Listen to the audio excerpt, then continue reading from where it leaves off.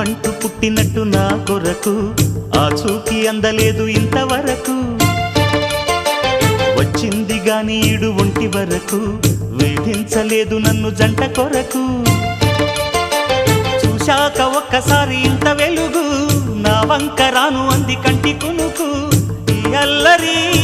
గారడి నీ లీల అనుకోనా నీ పేరు ప్రేమ అవునా